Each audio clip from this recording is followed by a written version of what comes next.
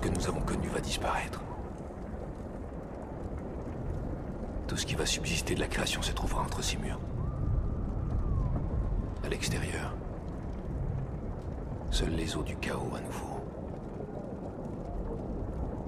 Vous êtes en colère. Et vous me jugez. Laissez-moi vous raconter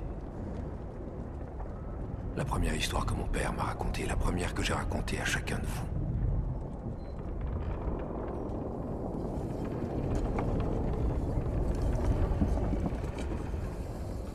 Au commencement, il n'y avait rien. Rien que le silence des ténèbres infinies. Mais l'esprit du Créateur flottait au-dessus de l'abîme, murmurant que la lumière soit. Et la lumière fut. Et elle était bonne, le premier jour. Et la lumière informe commença à prendre matière et forme un deuxième jour. Et notre monde naquit, notre demeure belle et fragile. Et une grande et chaude lumière nourrissait ses jours. Et une lumière moins forte régnait sur les nuits. Et il y eut un soir, et il y eut un matin, un autre jour. Et les eaux du monde se rassemblèrent, et en leur sein apparut la terre sèche. Un autre jour passa, et le sol produisit tout ce qui pousse. Un épais manteau de verdure s'étendit à travers toute la création. Et les eaux aussi grouillaient de vie. De grandes créatures des profondeurs qui ne sont plus. D'immenses multitudes de poissons, dont certains nagent peut-être encore sous ces mers. Et bientôt, les oiseaux ruisselaient dans le ciel. Et il y eut un soir, et il y eut un matin, un cinquième jour. Et voilà que le monde entier était peuplé d'êtres vivants. Tout ce qui glisse, tout ce qui rampe, et toute bête qui marche sur le sol. Et cela était bon, tout était bon. Il y avait la lumière, et l'air, et l'eau, et le sol. Tout était propre et pur. Il y avait des plantes, des poissons, des oiseaux et des bêtes, chacun selon son espèce. Tous partis du tout plus grand, tous à leur place. Tout était en harmonie. C'était le paradis. Un joyau dans la paume du Créateur.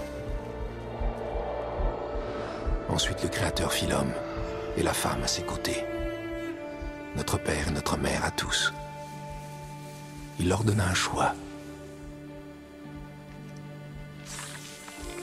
Succomber à la tentation des ténèbres ou résister dans la bénédiction de la lumière.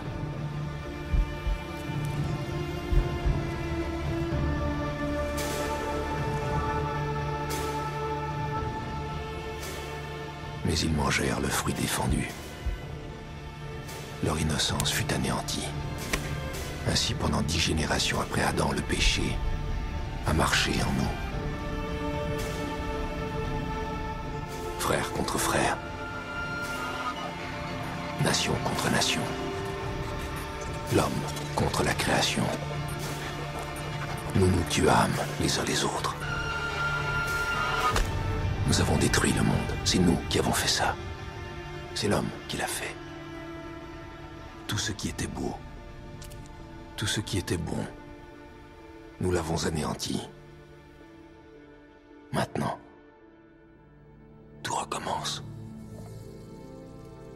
Air, eau et terre, plantes, poissons, oiseaux et bêtes. Le paradis renaît.